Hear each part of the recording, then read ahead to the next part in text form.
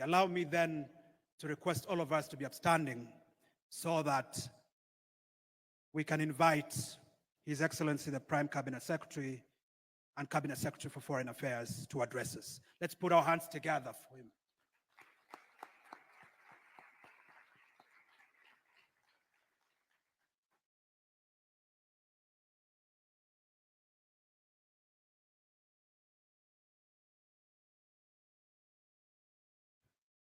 Thank you. Please be seated.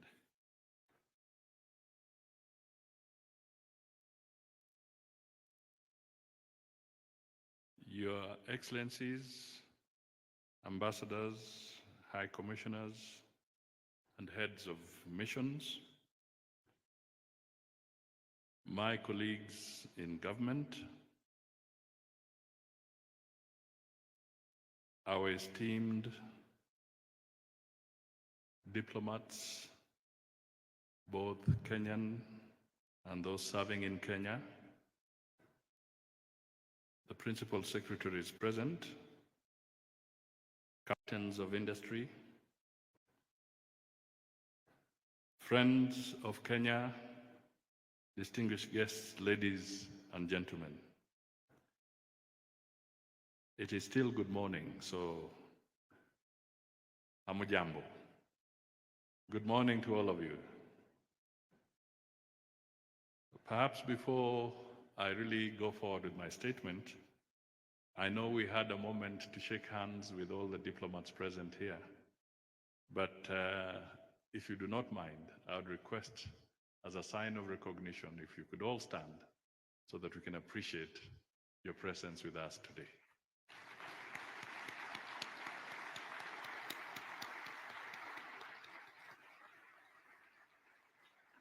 Thank you very much for being partners of the people of Kenya. Asante sana. Let me first thank all of you for joining us today to mark this historic occasion, 60 years of Kenya's diplomatic journey. Your presence here today is testament to your appreciation of the role of diplomacy in shaping our nation's destiny and our daily lives. Looking back into our diplomatic history, we see a journey marked by resilience, foresight, and unity of purpose. Since independence, Kenya has pursued a pragmatic foreign policy characterized by a blend of continuity and strategic adaptation. With successive leadership demonstrating diplomatic wisdom by carefully balancing our national interests with prevailing geopolitical realities and our responsibilities as a member of the international community. Reflecting on our diplomatic journey, from the humble beginnings in 1963, when Kenya had only 6 missions abroad, today, we have 70 missions worldwide, a significant expansion that reflects our growing influence and the strategic importance of international engagements. Similarly, we have achieved tremendous milestones since the time we served as a logistical hub during World War II, to today becoming a core state in the region. Kenya's role as a diplomatic hub is now well established. We facilitate 109 resident diplomatic missions and host 148 intergovernmental and international organizations.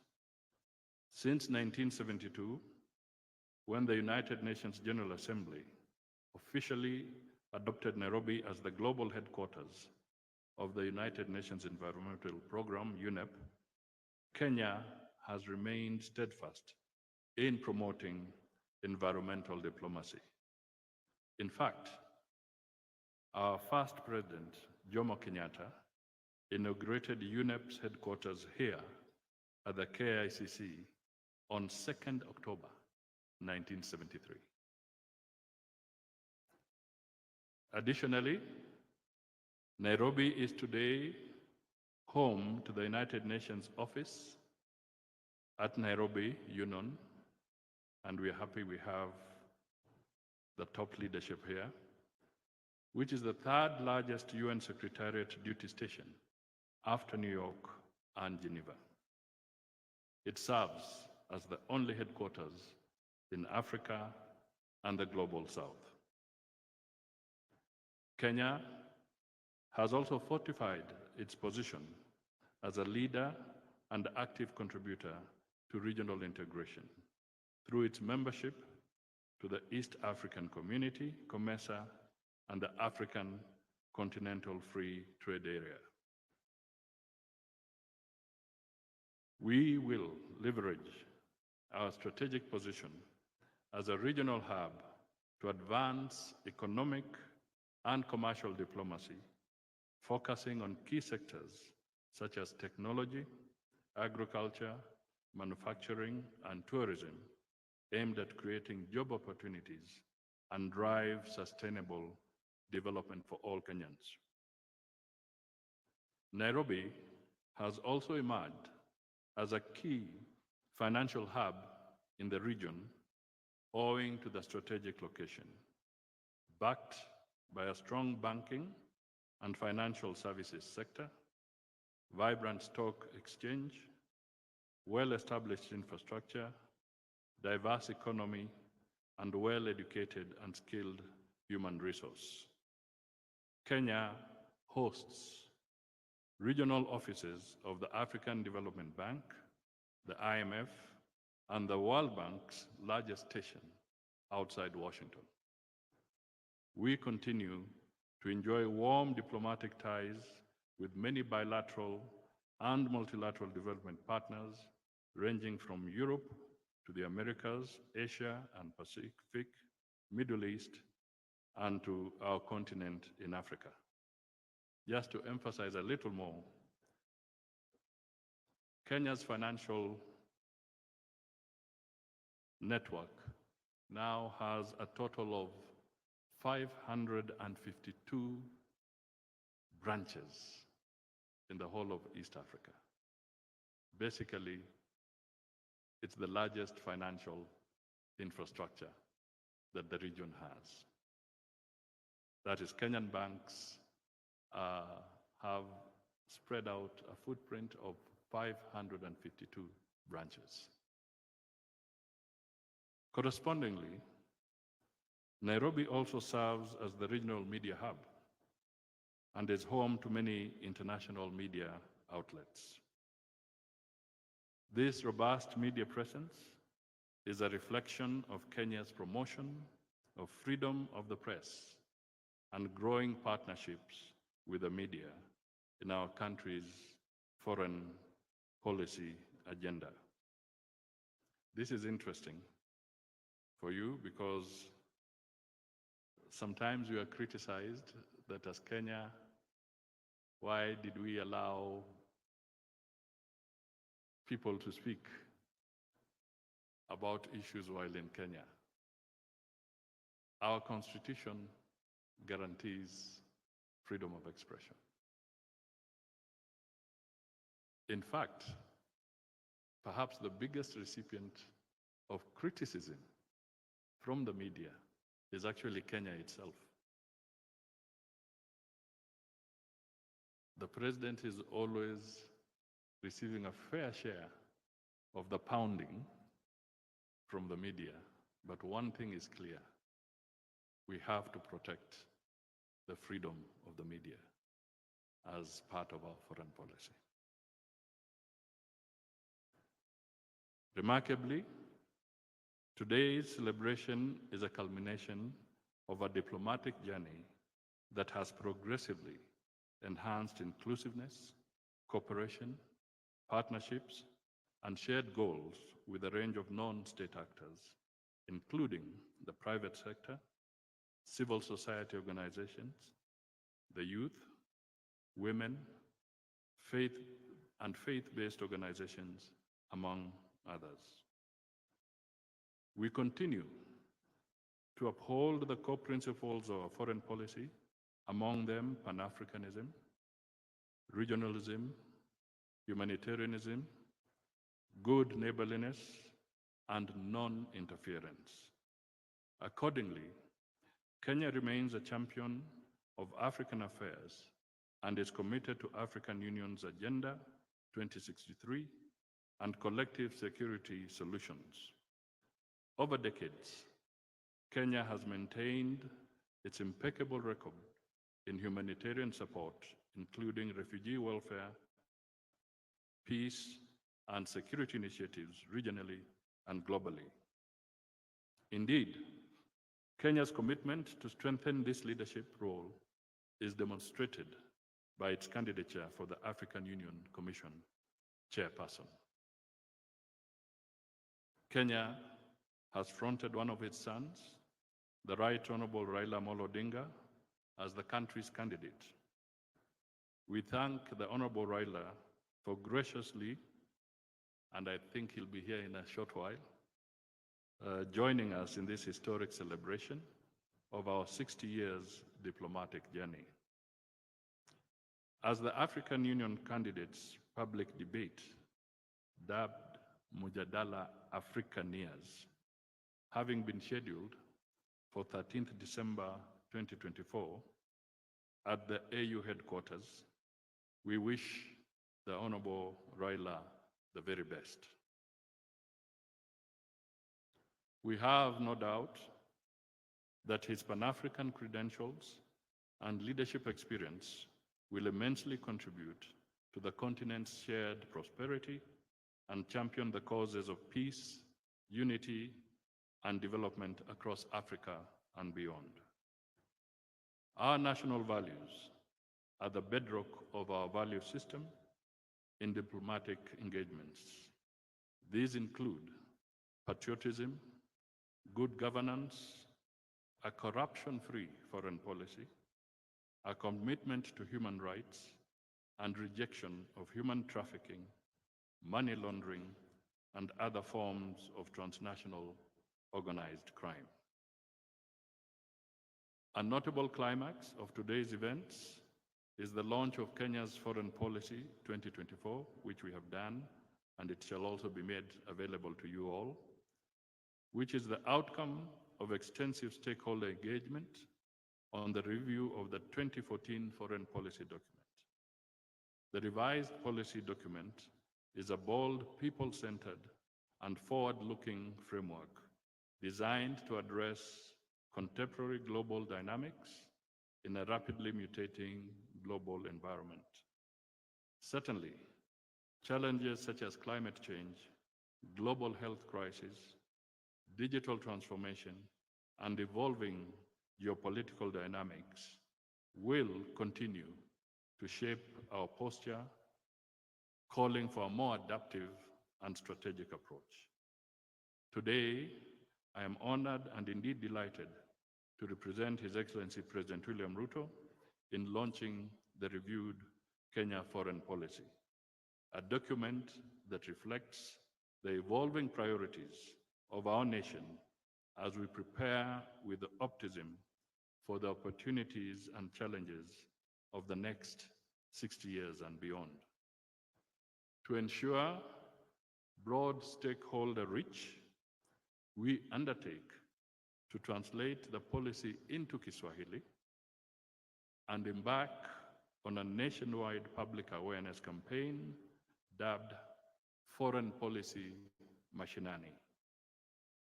This is a policy of the Republic of Kenya, and we endeavor to have every citizen engage with it and contribute to strengthening our foreign policy objectives. The foreign policy will also be taken to Parliament in the form of a sessional paper. This will definitely further enrich our policy through the people's representatives. Our next couple of days will host a series of events, and I will repeat them because the PS had outlined them, but there's no harm in a bit of repetition. that highlights Kenya's diplomatic achievements and aspirations. And these events will be as follows. We have exhibitions. There's a tent, a big one out there, running from today to Wednesday. There will be the intergenerational dialogue later this afternoon. Tomorrow, we have a tree planting session, as well as private sector dialogue. On Wednesday, we shall also have the Diaspora Day, where Madam Rosalind Jogo will be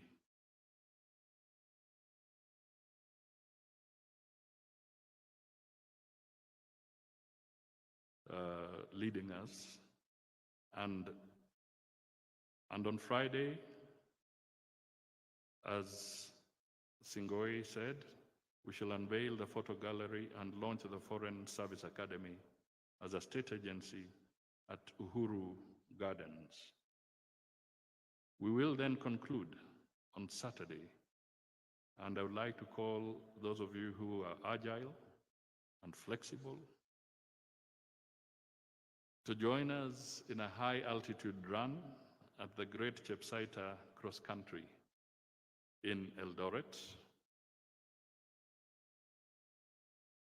We have launched the documents, the foreign policy. In it, we also have the ministry's protocol manual, and there's also an attached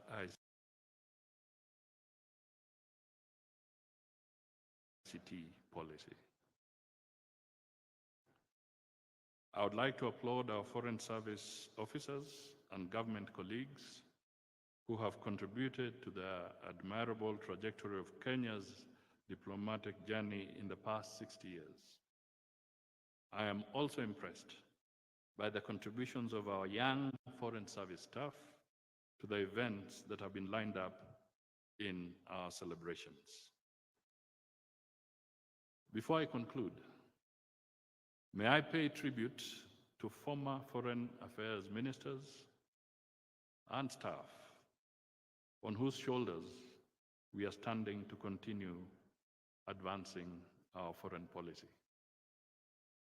I believe I'm the Foreign Minister number 25.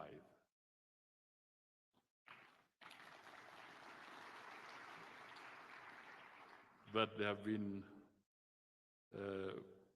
some giants ahead of me. Let me just name a few. These include our founding father, Mzee Jomo Kenyatta. When he was Prime Minister, the Foreign Office was literally in his docket at the very early days. So he really is our first Foreign Minister. We have had Joseph Murumbi, James Nyamoya, Agwin Skothek, Mbiyu Koinange, Njoroge Mongai, Munyo Oyaki, Dr. Robert Ouko, Elijah Mwangale, to name but a few. They'll be in the document that you'll see, but I'm at 25.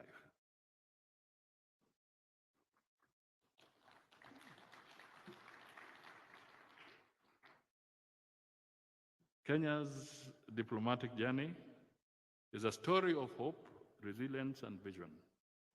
As we celebrate this journey, let us remember to honor the legacy of those who paved the way and reaffirm our dedication to creating a brighter tomorrow. Together, we will shape a future that honors our past while embracing the limitless possibilities ahead. Before I leave the podium, let me recognize the very eminent persons who are honored today. It was indeed touching. If I may just start with Madam Bethwel Kiplagat. When I was a secondary school student, perhaps in Form 1, Form 2, in Nairobi School, formerly the Prince of Wales, and the Master of Ceremony is an old Cambrian as well. We call ourselves old Cambrians. In the chapel of Nairobi School, a frequent visitor to give the Sunday sermon was the late Bethwel Kiplagat. When we were students, he would walk in and he would give the sermon to us in Nairobi School. And he would always walk in with Madame there.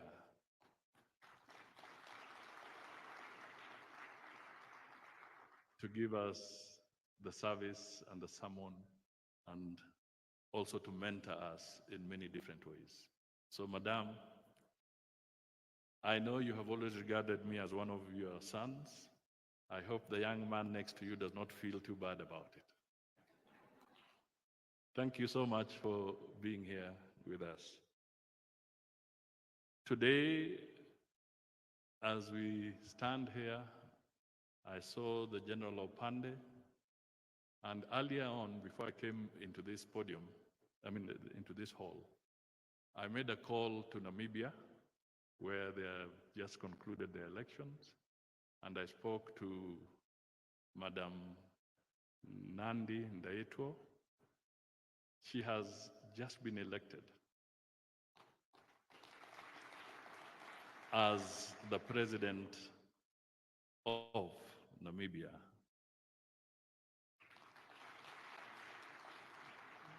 They're just waiting for the results, but she's way ahead. And I'm happy that when we were there, the General Opande, the good man there, his name is a household name in Namibia because he led the peacekeeping force in Namibia and helped to train and bring up their military. So it is a great day that you are here, us recognizing you, and the country that you played a very big role in has just elected, if I'm not wrong, the second woman president in Africa.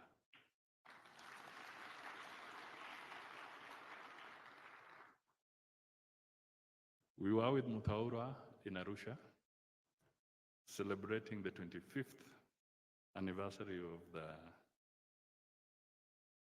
East African Community. He was the founding Secretary General. And little did we know that the heads of state would, on the 25th anniversary, nominate President William Ruto to chair the East African Community for the next 1 year. So, a great coincidence. Gentlemen, ladies, walk with us as we move into the future. And finally, to the team at Foreign Affairs, Foreign and Diaspora Affairs, keep doing that wonderful job. We have to answer a fundamental question. The young people, while raising their voices in June this year, asked the question, why does a president travel? Why does President Ruto travel? It occurred to us that in most countries, we make foreign policy foreign to the citizens of our countries. Let us collectively reverse that position by making sure that foreign policy goes to mashinani and people appreciate what you do. Thank you, God bless you all, and asante sana.